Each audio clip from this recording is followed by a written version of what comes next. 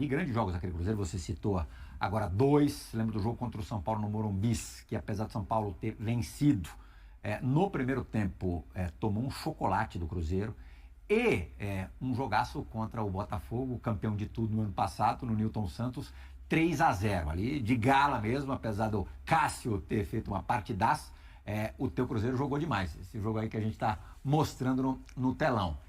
Esse jogo, aliás, foi logo depois de uma dessas experiências de vida que eu vou citar, o tal do áudio vazado.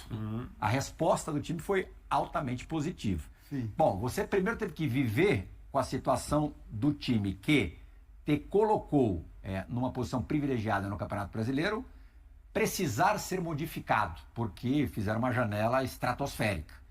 Como é que foi isso? Como é que você lidou com o áudio vazado? E a terceira experiência de vida que te deixa mais cascudo, o trabalho interrompido num momento especial desse trabalho. O quanto que isso doeu em você?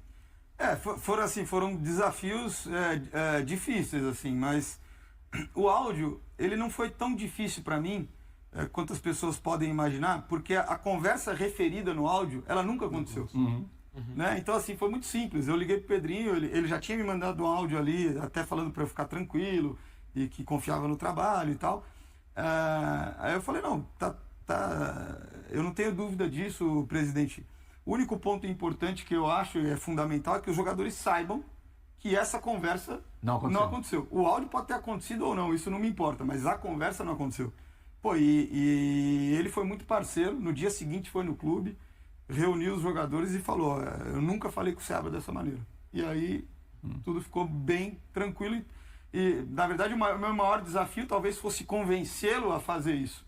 Mas ele foi muito, mesmo sendo presidente, parceiro nesse sentido, e foi humilde o suficiente, né? Porque não é qualquer um que faz isso, de chegar na frente dos jogadores e falar isso. E ao mesmo tempo teve uma troca que foi importante. E aí, a partir daí, ele pôde colocar algumas coisas, os jogadores também colocaram outras coisas, e eu também coloquei. E aí isso também gerou esse momento especial de engajamento e de mobilização que resulta na postura, na atitude, na energia que a equipe levou para campo nesse jogo, né? Contra o Botafogo. Contra o Botafogo. Esse gol que apareceu aí é até algo que eu queria falar. A gente está falando de não poder treinar, né? É uma situação que é até um termo que Aquele que começa lá atrás. Que começa lá atrás. Eu vi ele passando ali. Eu aprendi com o treinador que estava no Sub-17 do Cruzeiro, que era o Eduardo Guadanucci. A gente tinha termos diferentes, né? Para mim, quando eu quebro uma pressão de saída de bola, eu já chamo de estouro, tem que estourar. Não faz sentido eu correr o risco de quebrar uma pressão e não acelerar, permitindo o adversário retornar atrás da linha da bola. Então, se eu quebro a pressão, eu tenho que estourar tudo, né? E o Edu, o Guadanucci, ele fala de pós-quebra, né? Quebra e pós-quebra. E se você for pensar, isso faz todo sentido no futebol, né? Qualquer momento que a defesa tenta intensificar uma pressão, ou ela vai neutralizar, vai pôr a bola para fora, vai fazer uma falta, ou ela vai roubar essa bola. E aí o time que perdeu a bola vai fazer uma contrapressão, né? E aí pode ter uma quebra da contrapressão. Toda vez que tiver um pós-quebra, é um momento o quê? De espaço, de velocidade, de uma troca de ritmo coletiva das duas equipes. E é o que você vê nesse gol aí.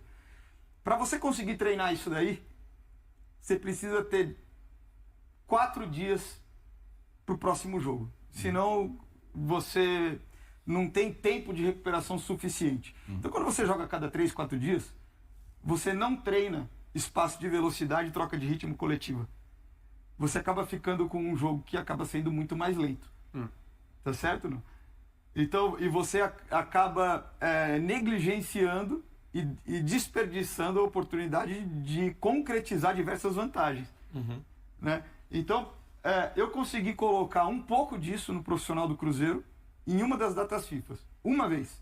E isso resultou em algumas situações semelhantes a essa aí.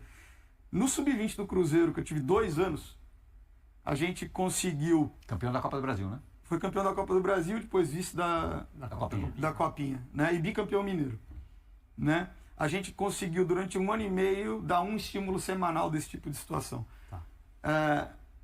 Além da gente preparar os jogadores para os momentos de troca de ritmo coletivo, individual e coletivo no jogo, e a troca de ritmo hoje no futebol de alto nível é um dos aspectos fundamentais para a hierarquia técnica de jogador, né?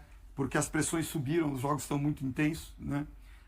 Você também prepara os tecidos dos jogadores para suportar a lesão, porque você consegue tracionar esse tecido e progredir de uma forma que seja segura. Então, no sub-20 do Cruzeiro, a gente ficou 10 meses sem uma lesão muscular. Puxa vida. Então, essa é a diferença que você tem, primeiro, quando você consegue um trabalho que seja plurianual, porque você faz todos os ajustes de um ano para o outro, sejam eles metodológicos, sejam eles de elenco, sejam eles de concepção de ideias, de aprimorar suas próprias ideias, né? E você consegue também transformar uma cultura de trabalho e implementar isso aí. E isso no futebol brasileiro, poucos conseguem fazer isso, né? Então você vê, tem alguns trabalhos longevos, só que uma vez que eles rompem essa barreira, eles se consolidam de forma muito, né? Como é o Vojvoda, como é o Abel. E doeu muito o teu trabalho quebrado? Doeu teu trabalho quebrado. Sabe por quê? Porque nós tivemos sim ali, em alguns momentos, uma sequência grande de falta de resultado, principalmente no Campeonato Brasileiro. Porque a gente foi perdendo alguns jogadores por lesão. Então a gente teve o Rafa Silva, que era um dos jogadores mais decisivos do início do Campeonato Brasileiro, a gente perdeu por lesão. Depois a gente perde o Veron, depois a gente perde o Arthur. Tem momentos que a gente está jogando com o Caio Jorge de 9 e o Barreal de ponta.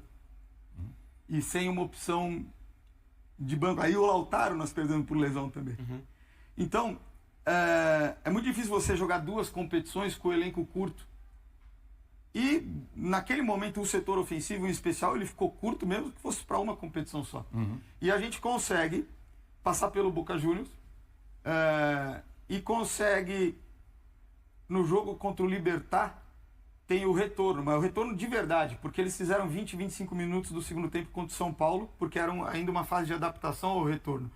Mas contra o Libertad sai jogando o Veron, sai jogando o Lautaro, a gente mexe a estrutura naquele momento para o que a gente tinha para um 4-4-2 e faz um grande jogo contra o Libertad.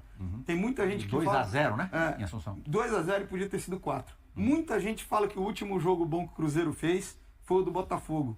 Tá errado, foi o do Libertad, fora de casa. A tua despedida.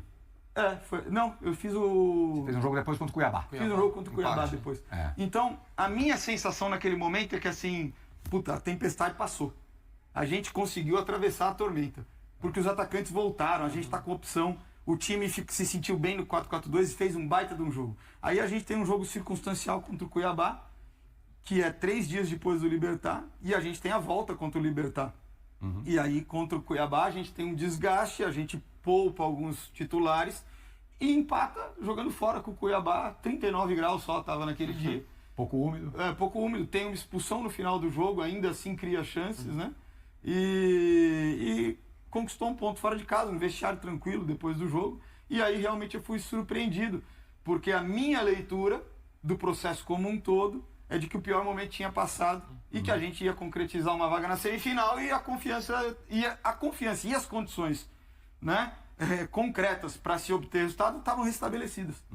O Cruzeiro anunciou a saída de 27 jogadores durante a janela de transferências. Confira a lista. Diversas movimentações, incluindo empréstimos, transferências e rescisões, resultaram na redução do número de atletas registrados no clube. O total considerado pelo Cruzeiro chega a 32 saídas, incluindo atletas que não faziam parte do elenco no ano anterior. Jogadores de todas as posições foram negociados. O único atleta emprestado que retornou foi o zagueiro Everton, que jogava pelo Betim no Mineiro. Ele já está treinando com o grupo, mas pode ser negociado novamente.